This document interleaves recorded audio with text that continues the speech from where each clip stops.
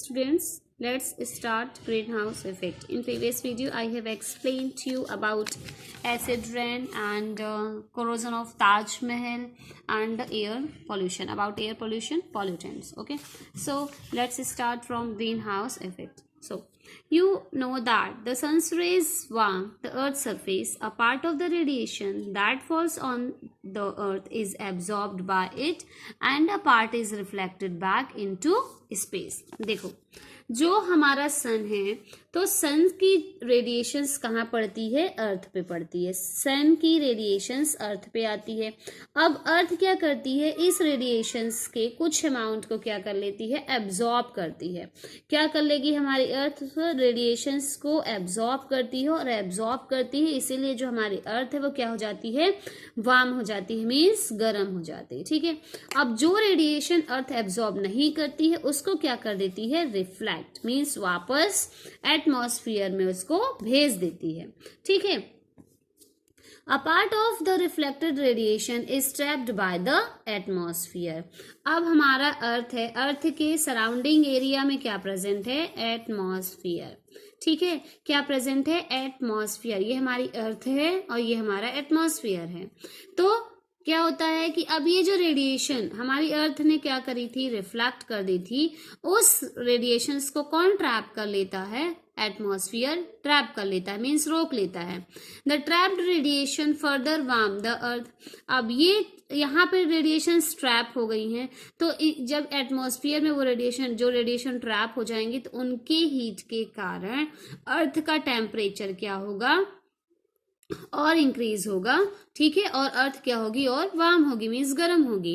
If you have seen a greenhouse in a nursery or elsewhere, recall that the sun's heat is allowed to get in but is not allowed to go out. आपने greenhouse देखे होंगे। ठीक, ये green house रहते हैं, यहाँ पे क्या लगे होते हैं? ग्लास, मीन्स कांच लगे होते हैं, और मीन्स कांच से पूरा ढका रहता है और यहाँ पे प्लांट्स लगे रहते हैं। ठीक है, यहाँ पे प्लांट्स लगे रहते हैं। तो जो ग्रीन हाउस होता है जहाँ पे नर्सरी में से स्मॉल प्लांट्स को रखा जाता है, तो वहाँ पे क्या होता है? ये जो ग्लास लगा रहता है, इससे सन की रेडिएशन अंदर तो आ जाती है, सन की रेडिएशन अंदर तो आ जाती है, तो यहाँ पे मीन्स अंदर आएगी, बट रेडिएशंस रिफ्लेक्ट होके फिर वापस नहीं जाती है। ठीक है, वो यहाँ से फिर बाहर नहीं निकल पाती है। इस ग्लास से अंदर तो जाती है बट बाहर नहीं निकल पाती है, जिसके कारण जो ये जो ग्रीन हाउस है इसके अंदर टेम्परेचर मेंटेन रहता है। और ये जो ग्रीन हाउस होते हैं स्पेशली उन प्लेसेस पे इनका यूज़ किया जाता है प्लांट्स की ग्रोथ के लिए, कोल्ड प्लेसेस पे जहाँ पे टेम्परेचर बहुत कम रहता है और प्लांट्स को टेम्परेचर प्रॉपर अमाउंट में मिलता रहे, जिससे प्लांट की ग्रोथ होती रहे। तो ऐसी प्लेसेस पे जहाँ पे टेम्परेचर कम है वहाँ पे ग्रीन हाउस बनाए जाते हैं, ताकि जब रेडिएशंस एब्जॉर्ब तो हो बट रिफ्लेक्ट ना हो, ठीक है, बाहर ना निकले और यहाँ का टेम्परेचर इंक्रीज हो जाए और प्लांट की प्रॉपर ग्रोथ होती रहे।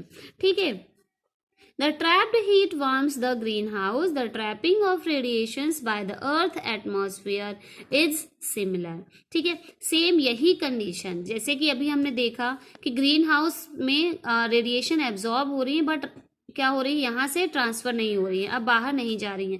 सेम यही कंडीशन हमारे अर्थ पे भी होती है। ठीक है, कि रेडिएशन एब्जॉर्ब तो कर रही है हमारी अर्थ, यहाँ से रिटर्न हो रही है, बट हमारा जो एटमॉस्फेयर है उसको क्या कर लेता है? ट्रैप कर ले रहा है, तो जिसके कारण अर्थ का टेम्परेचर इंक्रीज हो रहा है, कंटिन्यू इंक्रीज होता जा रहा है। ठीक है, और यही कंडीशन ग्रीन हाउस में हो रही है कि रेडिएशन साथ तो रही हैं बट वापस नहीं जा रही हैं।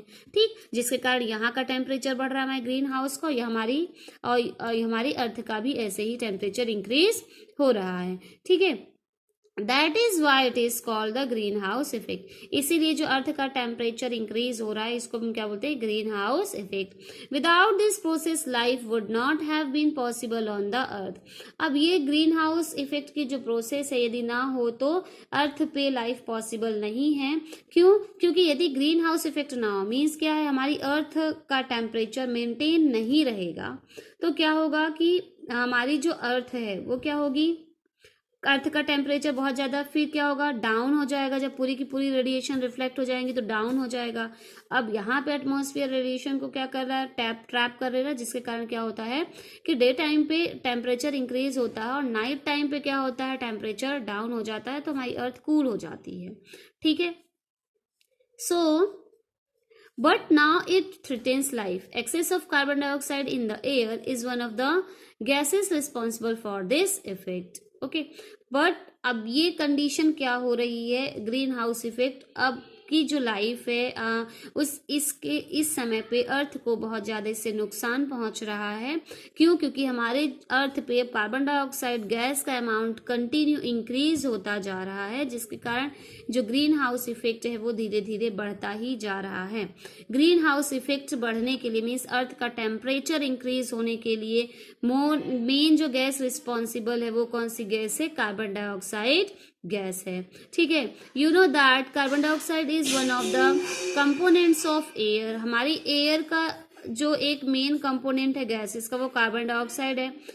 जो नाइट्रोजन गैस है सबसे ज्यादा अमाउंट प्रेजेंट है 78%। ठीक है, और ऑक्सीजन गैस है 21% और कार्बन डाइऑक्साइड है 0.03%। तो हमारी एयर का एक कंपोनेंट है जो कार्बन डाइऑक्साइड गैस है। So carbon dioxide is a component of our environment and it is present in 0.03%. Okay, and another gas is also present in environment like nitrogen gas 78%, oxygen gas 21%. Okay, so see here, you know that carbon dioxide is one of the component of air. You have also studied the role of carbon dioxide in plants. What is the role of carbon dioxide in plants? Carbon dioxide helps in photosynthesis reaction. Plants absorb carbon dioxide to make their food, okay, through photosynthesis reaction. So but if there is excess of carbon dioxide in the air, it acts as a pollutant. Means अब जितना जो carbon dioxide plants absorb कर सकते थे उन्होंने absorb किया। अब जो carbon dioxide gas excess amount में प्रेजेंट है एटमॉस्फेयर में, जो एब्जॉर्ब नहीं हुई है प्लांट के थ्रू, वो बची रहेगी एटमॉस्फेयर में, तो वो क्या क्रिएट करेगी, पॉल्यूशन क्रिएट करेगी और वो एक पॉल्यूटेंट की तरह वर्क करेगी हमारे एटमॉस्फेयर में। ओके, पॉल्यूटेंट क्यों? क्योंकि वो क्या कर रही है, हमारे एटमॉस्फेयर को पॉल्यूट कर रही है। Okay, can you help Paheli find out the answer to her question. अब ये क्वेश्चन है कि जो कार्बन डाइऑक्साइड है वो पॉल्यूटेंट की तरह वर्क क्यों करेगी। On the one hand, carbon dioxide is continuously being released in human activities. अब ह्यूमन एक्टिविटीज के थ्रू कार्बन डाइऑक्साइड कैसे रिलीज होती है, तो जो ह्यूमन बीइंग्स होते हैं, जो हम लोग हैं, वो क्या करते हैं, हम ऑक्सीजन गैस इनटेक करते हैं और कार्बन डाइऑक्साइड गैस को हम रिलीज करते हैं। ठीक है, मीन्स उस रेस्पिरेशन के, जब हम रेस्पिरेशन करते हैं तो इनटेक ऑक्सीजन गैस करते हैं और जो एक्सहेल है वो कौन सी गैस एक्सहेल करते हैं, कार्बन डाइऑक्साइड गैस एक्सहेल कर सकते हैं, मीन्स छोड़ते हैं। On the other hand, area under forest is decreasing. Plants utilize carbon dioxide from the atmosphere for photosynthesis, thereby decreasing the amount of carbon dioxide in the air.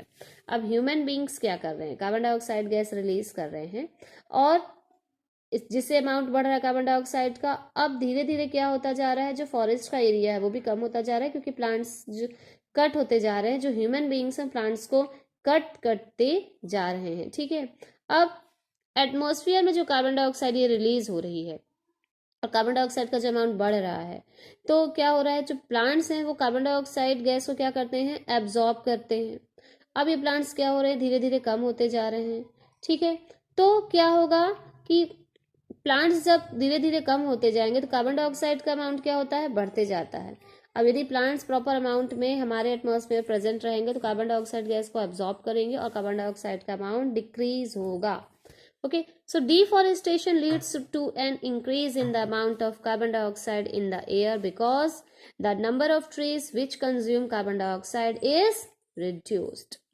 अब deforestation जो कि होते जा रहा है, प्लांट्स कटते जा रहे हैं, तो कार्बन डाइऑक्साइड गैस एब्जॉर्ब करने के लिए प्लांट नहीं है, इसलिए क्या होता जा रहा है, कार्बन डाइऑक्साइड गैस का जो अमाउंट है एटमॉस्फेयर में बढ़ता जा रहा है, ठीक है, और जो ट्रीज हैं वो कम होते जा रहे हैं, जो कार्बन डाइऑक्साइड गैस को क्या करते हैं, एब्जॉर्ब करते हैं। अब यदि ट्रीज प्रेजेंट रहेंगे तो कार्बन डाइऑक्साइड का जो अमाउंट है एटमॉस्फेयर में बैलेंस रहेगा, बट यदि जो ट्रीज हैं कंटिन्यू कट हो रहे हैं, इसलिए कार्बन डाइऑक्साइड का अमाउंट इंक्रीज होते जा रहा है।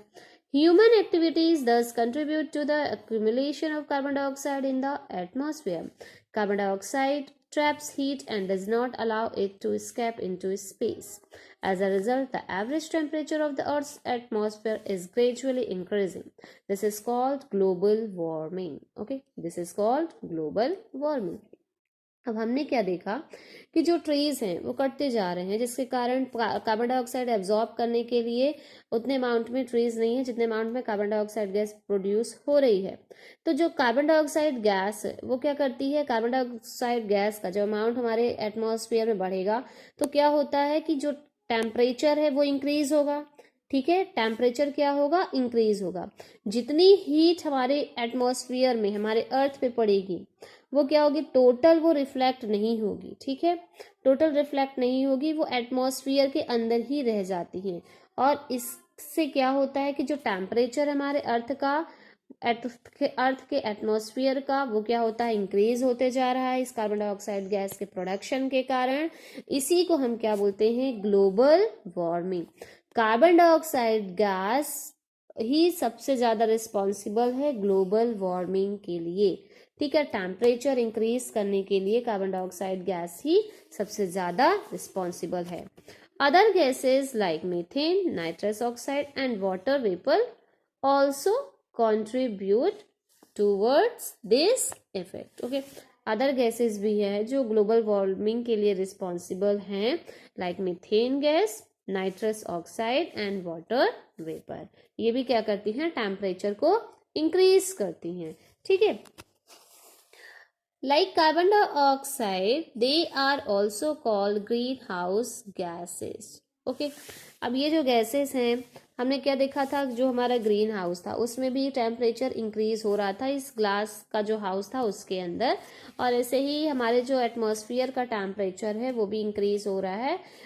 और जो मेन गैसेस है, कौन सी गैसेस हैं, ये हैं carbon dioxide, methane, nitrous oxide और वाटर वेपर, ठीक है। तो ये जो सारी गैसेस हैं, methane, nitrous oxide, water vapour, ये और कार्बन डाइऑक्साइड, इनको हम ग्रीन हाउस गैसेस भी बोलते हैं। So global warming has become a major concern for government worldwide. Many countries have reached an agreement to reduce the emission of greenhouse gases. The Kyoto protocol is one such agreement. So global warming पूरे world की countries, जितनी भी countries हैं उनकी एक major problem बन गई है। सारी कंट्रीज इस प्रयास में लगी हुई हैं कि जो ग्रीन हाउस गैसेस हैं उनको कैसे रिड्यूस किया जाए।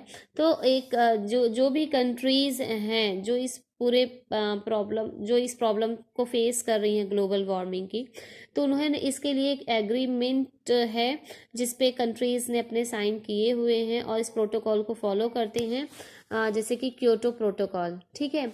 ये एक एग्रीमेंट है, इस एग्रीमेंट के जो भी लॉज हैं उसको सारी कंट्रीज क्या करते हैं, उसको फॉलो करते हैं। Bujo is surprised to hear that an increase in the Earth's temperature by even as little as 0.5 degrees Celsius can have such a serious effect. Paheli tells him that she had read in the newspaper recently that the Gangotri Glacier in the Himalayas has started melting because of global warming. अब जो बूझो है वो ये सुन के surprise है कि केवल अर्थ का केवल 0.5 डिग्री सेल्सियस टेम्परेचर यदि इंक्रीज हो जाए, ज़्यादा हो जाए, तो भी सीरियस इफेक्ट वो कॉज कर सकता है। क्यों? क्योंकि जैसे देखो आपको फीवर आता है, आपकी जो बॉडी का टेम्परेचर है 97 डिग्री फ़ारेनहाइट होता है। अब यदि वो क्या हो जाए कि थोड़ा सा भी यदि ज़्यादा हो जाता है तो क्या होता है कि आपकी बॉडी का टेम्परेचर इंक्रीज होता है। ऐसे ही यदि हमारी अर्थ का टेम्परेचर कुछ डिग्री सेल्सियस भी इंक्रीज होता है तो टेम्परेचर अर्थ बहुत ही गर्म हो जाती है, ठीक है, और जिसके कारण कुछ बैड इफेक्ट्स हमारी अर्थ को फेस करने पड़ते हैं। ठीक, बहुत सारी प्रॉब्लम्स पूरे वर्ल्ड पूरे अर्थ को फेस करना पड़ता है। तो जो बूझो है इस चीज़ को सुन के बहुत ही सरप्राइज था कि टेम्परेचर जरा सा भी इंक्रीज हो जाता है तो हमारी जो मीन्स जो हमारी अर्थ है उसके ऊपर बहुत ही बैड इफेक्ट्स पड़ता है। ये उसने किस में पढ़ा था, इस चीज़ को न्यूज़पेपर में पढ़ा था। ठीक है, और उसने क्या पढ़ा था कि जो हमारी गंगोत्री ग्लेशियर है जो हिमालय में है वो इस ग्लोबल वार्मिंग के कारण मीन्स टेम्परेचर इंक्रीज होने के कारण मेल्ट हो रहा है।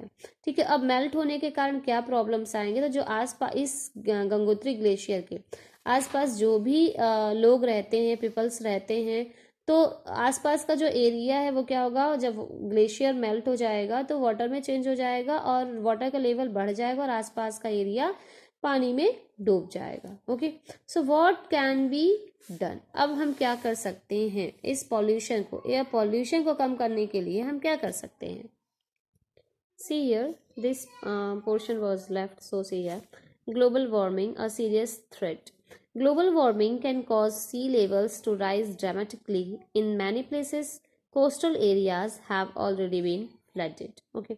अब जो ग्लोबल वार्मिंग है वो क्या कर रहा है, उसके कारण सी का जो लेवल है वो बढ़ता जा रहा है। क्यों? क्योंकि ग्लेशियर्स क्या हो रहे हैं, मेल्ट हो रहे हैं, इसलिए जो सी का लेवल है वो बढ़ता जाएगा। जब ग्लेशियर मेल्ट होगी तो वाटर लेवल बढ़ेगा और वाटर फ्लो होके कहाँ पे आएगा, सी में आएगा। ठीक है, in many places coastal area have already been flooded. अब कोस्टल एरिया मीन्स जो सी के जो पास का एरिया है वहाँ पे जब वाटर लेवल इंक्रीज होगा तो वहाँ भी क्या होगा, बाढ़ आएगी।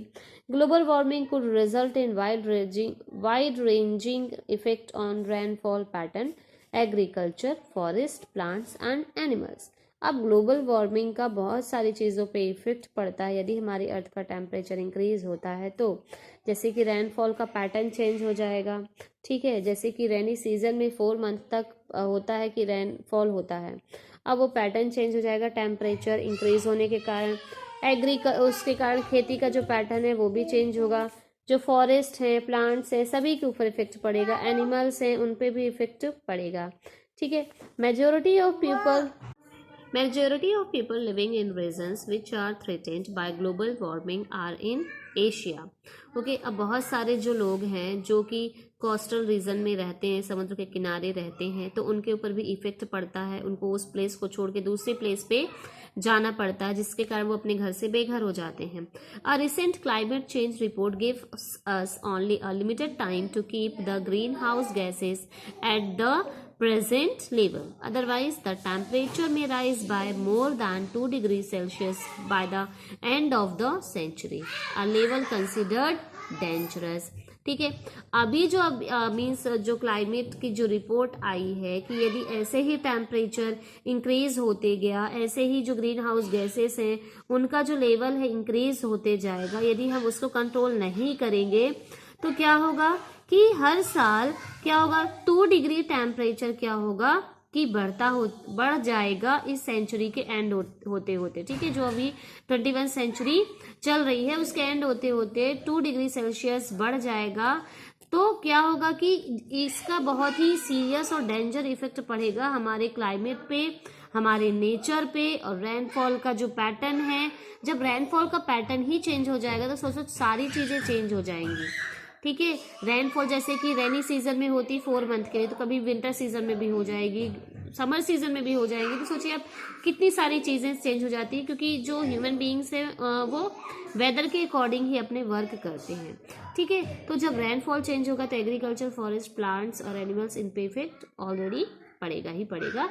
इसलिए जो ग्लोबल वार्मिंग है आज पूरे वर्ल्ड की एक बहुत ही सीरियस प्रॉब्लम बन गई है। इसलिए हमें जो ह्यूमन बीइंग की ये रिस्पॉन्सिबिलिटी है कि वो कम से कम ऐसी चीज़ों का यूज़ कम से कम करे जिनसे ग्रीन हाउस गैसेज रिलीज होते हैं। Okay, now come to the point, what can be done.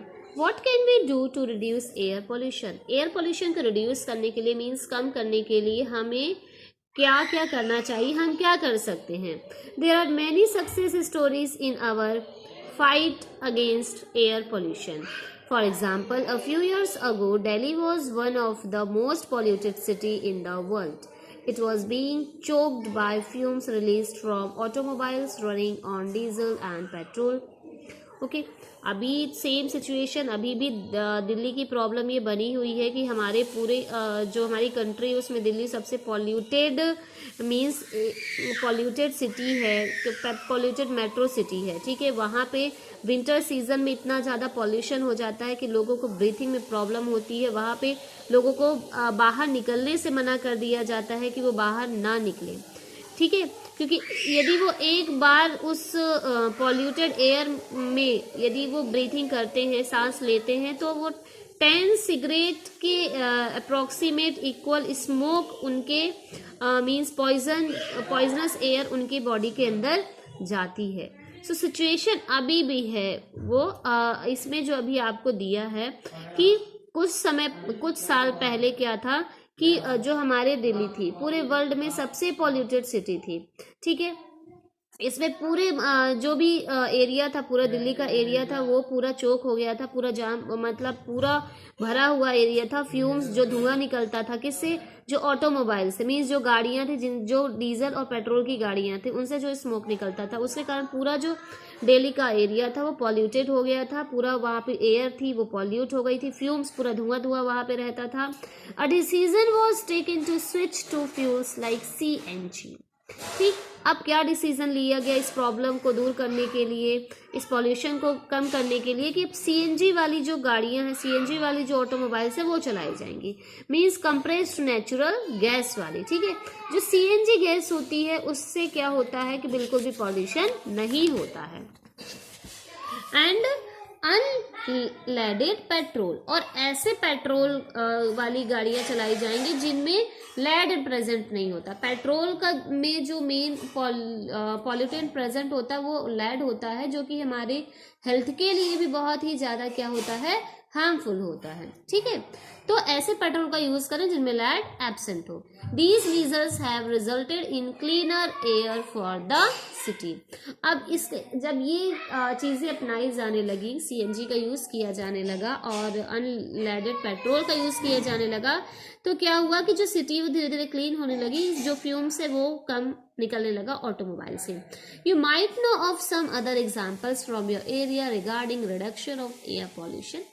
Okay, आपके एरिया में भी हमारे जो जबलपुर सिटी है उसमें भी बहुत सारे एरिया ऐसे हैं जहाँ पे पॉल्यूशन ज़्यादा, एयर पॉल्यूशन ज़्यादा है, तो कुछ सजेशंस आप भी दे सकते हो। Okay, the quality of air at various locations is mentioned regularly by government and other agencies, ठीक है। अब हर इस सिटी का जो एरिया होता है, अलग अलग एरिया में एयर का जो क्वालिटी होती है वो क्या होती है, डिफरेंट डिफरेंट होती है। तो गवर्नमेंट ने कुछ ऐसी एजेंसी बनाई हुई है जो इस क्वालिटी को बताती रहती है कि वहाँ के एयर का पॉल्यूशन का रेंज कितना है। Okay, we can use this data to generate awareness about air pollution among friends and neighbours. अब इस डाटा का यूज, जो एयर पॉल्यूशन की रेंज है, जब हमें पता चलती है कि इतना रेंज है, तो ये इससे हमें ये पता चलता है कि एयर की क्वालिटी कितनी है, एयर खराब है, वहाँ की एयर की अच्छी है। यदि एयर खराब है तो लोगों के अंदर अवेयरनेस फैलाई जा सकती है, अपने फ्रेंड्स में, हमारे जो नेबर्स हैं, पड़ोसी हैं, उनसे इस चीज़ को शेयर कर सकते हैं, उनसे बता सकते हैं कि एयर पॉल्यूशन यदि ज़्यादा है तो हम उसे कैसे कम कर सकते हैं, ठीक है। There is a need to switch over to alternative fuels instead of the fossil fuels for our energy requirement. Okay, अब हम क्या करते हैं, जो फॉसिल फ्यूल्स है, मीन्स फॉसिल फ्यूल्स जैसे कि पेट्रोल और डीजल, ये फॉसिल फ्यूल्स हैं। अब इनका जब यूज करते हैं तो क्या होता है कि इनके बर्न होने से पॉइजनस गैसेस रिलीज होती हैं ऑटोमोबाइल से। तो इनकी जगह हमें कुछ ऐसे अल्टरनेटिव फ्यूल्स हमें यूज करने की जरूरत है, जिससे कि क्या होता है, जो स्मोक होता है वो कम प्रोड्यूस हो, पॉल्यूशन कम हो, एयर पॉल्यूशन कम हो, ठीक है। These could be solar energy. अब हमें कौन सी एनर्जी का यूज करना चाहिए, तो सोलर एनर्जी। आजकल आप देखे होंगे कुछ जो ऑटो वगैरह है या इलेक्ट्रिसिटी से चलने वाली, बैटरी से चलने वाली गाड़ियां भी आ गई हैं, ऑटो रिक्शा चलते हैं, ठीक है। सो अल्टरनेटिव एनर्जी की सोर्स और क्या क्या है, तो जैसे solar energy, hydro power energy and wind energy. These are the alternative source of energy which we can use instead of fossil fuels. Okay, so activity 18.4, you have various options of commuting to your school, such as walking, going by bicycle, traveling by bus or other public transport, using a car individually, traveling by carpool. Discuss in your class the impact of each of these options on the quality of air. देखो इसमें दिया है कि आजकल carpool वाला system आपने देखा होगा बहुत चल रहा है। अब कारपूलिंग क्या होता है कि जैसे कि देखो 10 लोग यदि ऑफिस जा रहे हैं, उनके पास पर्सनल गाड़ियां हैं, पर्सनल कार है, तो 10 लोग अलग अलग कार से ऑफिस जाएंगे। मीन्स 10 कारें रोड पे चल रही हैं और 10 कारों से जो स्मोक है निकल रहा है, तो सोचो एयर पोल्यूशन कितना होगा। अब यदि 10 लोग अलग अलग कार से जाने की बजाय एक ही कार से जाएं, ठीक है, एक ही कार में 10 लोग बैठ के जाएं, तो एक ही गाड़ी से बस पोल्यूशन निकलेगा, तो एयर पोल्यूशन क्या होगा, 10 कार से के कंपैरिजन में एक कार से निकलने वाला जो स्मोक है उससे कम पॉल्यूशन होगा। इसी को बोला जाता है कार पूलिंग। ठीक है, तो ऐसे में मतलब कि जैसे कि 10 लोग एक ही ऑफिस में काम करते हैं, तो एक ही कार से जाएं, वो एक हफ्ते तक एक कार से जाएं, फिर दूसरा बंदा दूसरे कार से जाए, मतलब दूसरा जो फिर नेक्स्ट वीक दूसरे बंदे की कार को यूज किया जाए। ठीक है, मतलब अलग अलग कार से ना जाया जाए, एक ही कार से जाया जाए, इसको बोला जाता है कार पूलिंग। ठीक है, तो ये इससे क्या होगा कि पॉल्यूशन जो है वो कम होगा। Small contributions on our part can make a huge difference in the state of the environment. We can plant trees and nurture the ones already present in the neighborhood. Do you know about Van Mahotsav, when lakhs of trees are planted in July every year? अब देखो, यदि हम air pollution को कम करने में अपना छोटा सा भी सहयोग देते हैं, छोटा सा ही हमारा जो कंट्रीब्यूशन होता है वो बहुत ही इम्पॉर्टेंट होगा हमारे इन्वायरमेंट के लिए, क्योंकि यदि एक पर्सन भी थोड़ा सा क्या करता है कि हेल्प करता है हमारे इन्वायरमेंट की क्वालिटी को इम्प्रूव करने के लिए, तो वो भी बहुत ही इंपॉर्टेंट होता है। क्योंकि एक एक पर्सन यदि छोटा सा करेगा, तो सोचो यदि बहुत सारे लोग छोटा छोटा सहयोग भी करेंगे तो बहुत ही बड़ा होगा। ठीक है, अब इसके लिए हम क्या कर सकते हैं, अपने एयर की क्वालिटी को इम्प्रूव करने के लिए क्या कर सकते हैं, हम प्लांट लगा सकते हैं, क्योंकि प्लांट क्या करते हैं, कार्बन डाइऑक्साइड गैस को क्या करते हैं, एब्जॉर्ब करते हैं। ठीक है, जैसे कि आपने देखा होगा जो वन महोत्सव होता है, जिसमें क्या होते हैं बहुत ही सारे ट्रीज और प्लांट्स लगाए जाते हैं जुलाई के मंथ में। ठीक है, 5 जुलाई जो होता है वो क्या होता है कि एनवायरनमेंट डे के उसमें सेलिब्रेट किया जाता है। Buju and Paheli once happened to go to an area where some people were burning dry leaves. बूझू एंड पहेली ऐसे एरिया में गए हुए थे जहाँ पे कुछ लोग क्या कर रहे थे कि ड्राई लीव्स को बर्न कर रहे थे, मतलब सूखी पत्तियों को जला रहे थे। They started coughing because the entire area was full of smoke. और अब उन्होंने ड्राई लीव्स को क्या किया, बर्न किया, तो उसके जलने से क्या प्रोड्यूस हुआ, स्मोक प्रोड्यूस हुआ, जिसके कारण उनको कफिंग मीन्स खांसी आने लगी। ठीक है, और जो पूरा एरिया था, एंटायर एरिया, वो किससे फुल हो गया, स्मोक से, पूरे धुएं से भर गया। Paheli thought it would be a better option to put them in a compost pit rather than burning. अब पहेली ने क्या सोचा कि इनको जलाने से अच्छा क्या हो, ड्राई लीव्स को जलाने से अच्छा क्या होगा कि हम उसका कंपोस्ट जो बनता है ना, कंपोस्ट मैन्योर, खाद बनती है, वो बना लिया जाए। उसको मतलब कि पिट में मीन्स गड्ढों में डाल दिया जाए, मिट्टी मिला दी जाए, और जो लीव्स है वो थोड़ा सा वाटर स्प्रिंकल कर दिया जाए। आफ्टर 1 मंथ वो कंपोस्ट मैन्योर में चेंज हो जाता है।